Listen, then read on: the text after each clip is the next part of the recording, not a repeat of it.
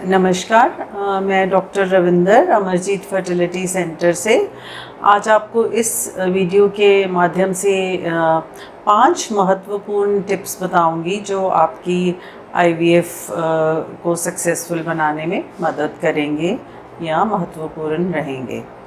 जैसे कि हमें पता है कि जो आईवीएफ का जो सक्सेस रेट है वो आपकी एग की क्वालिटी, स्पर्म की क्वालिटी, फिर एम्ब्रियो की का जो है ग्रेड किस तरह का है और यूट्रस की रिसेप्टिविटी या यूट्रस की लाइनिंग पे, इन सब पे निर्भर करता है। लेकिन बहुत सारी ऐसी चीज़ें हैं जिन पर अगर हम ध्यान दें तो हम अपना आईवीएफ का सक्सेस रेट जो है वो बढ़ा सकते हैं। सबसे पहला जो महत्वपूर्ण टिप है कि आपकी दवाइयाँ, आपको एम्ब्रियो ट्रांसफ़र के बाद जो प्रोजेस्टेरॉन और ईस्ट्रोजन हार्मोन्स बाहर से दिए जाते हैं, इनको सही मात्रा में और सही वक्त पे खाना जो है वो बहुत ज़रूरी है।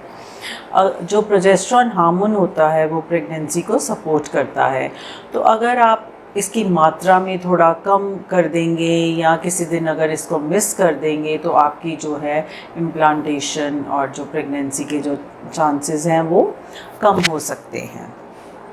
दूसरा महत्वपूर्ण टिप है डाइट। कि आप जब आईवीएफ करवाते हैं तो आप हर पेशेंट के मन में बहुत सारे सवाल आते हैं कि ये वाली चीज़ जो है ये ठंडी है या ये चीज़ जो है ये गर्म है और ये सब्ज़ी या ये चीज़ खाने से जो है वो अबॉर्शन हो जाता है। ऐसी खाने पीने में कोई भी चीज़ नहीं है जिसे हम खाएंगे और अबॉर्शन हो जाएगा।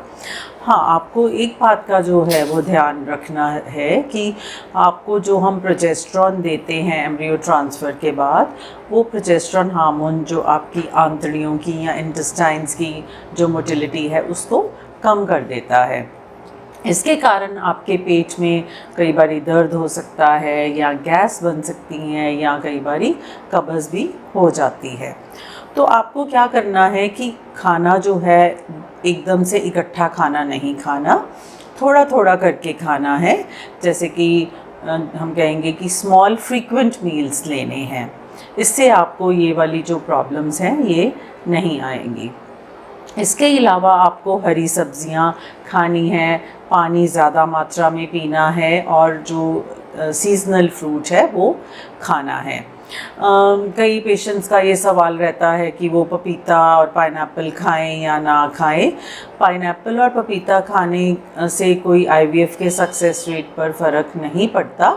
हाँ, लेकिन आप अपने घर के बड़े बुज़ुर्गों का मन रखने के लिए अवॉइड कर सकते हैं।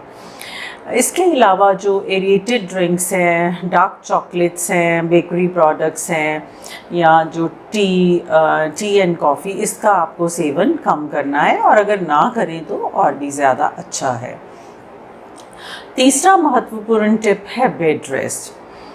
पेशेंट्स हमसे अक्सर पूछते हैं कि हम आईवीएफ करवाने के बाद कैसे बैठें, कैसे लेटें या कैसे उठें। उनके मन में बहुत सारे सवाल रहते हैं कि वो ऑफ़िस काम पे जा सकते हैं, ऑफ़िस जाने के लिए ट्रैवल कर सकते हैं।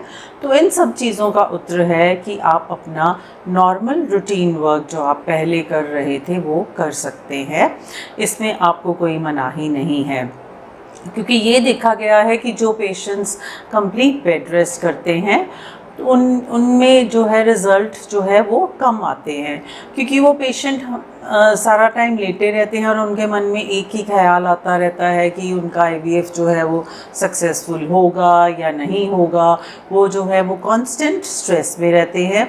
इससे उनकी बॉडी में एक स्ट्रेस हार्मोन जो होता है वो बढ़ जाता है, जो यूट्रस की कॉन्ट्रैक्शंस को बढ़ाता है और जिससे इम्प्लांटेशन के चांसेस जो हैं वो कम हो जाते हैं।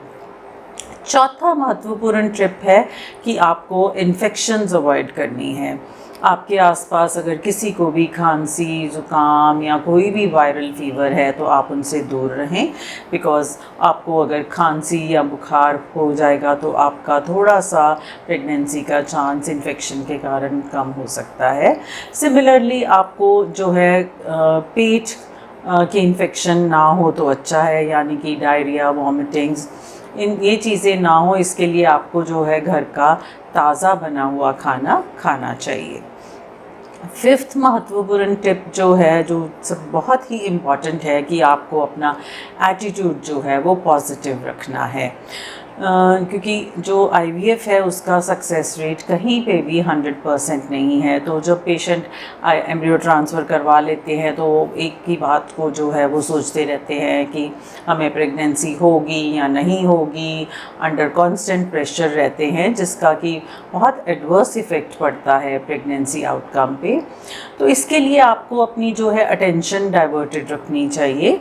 आप अपनी कोई भी हॉबीज़ जो हैं वो एक्सप्लोर करें, आप रीडिंग करें, टीवी देखें या कुछ म्यूज़िक सुने, जिसके कि आपके मन में कोई भी नेगेटिव थॉट नहीं आए। सो पॉजिटिव रहेंगे तो आपको जो है रिज़ल्ट वो है वो पॉजिटिव मिलेगा। ये सब करने के बावजूद भी अगर आपका फर्स्ट आईवीएफ में अगर रिज़ल्ट जो है वो नेगेटिव आता है तो आपको निराश नहीं होना चाहिए। आप अपना ट्रीटमेंट जारी रखिए एंड एक ना एक दिन आपको जो है वो सक्सेस ज़रूर मिलेगी। और आईवीएफ के बारे में अगर आपके मन में कोई भी सवाल हो तो आप हमसे पूछ सकते हैं। धन्यवाद।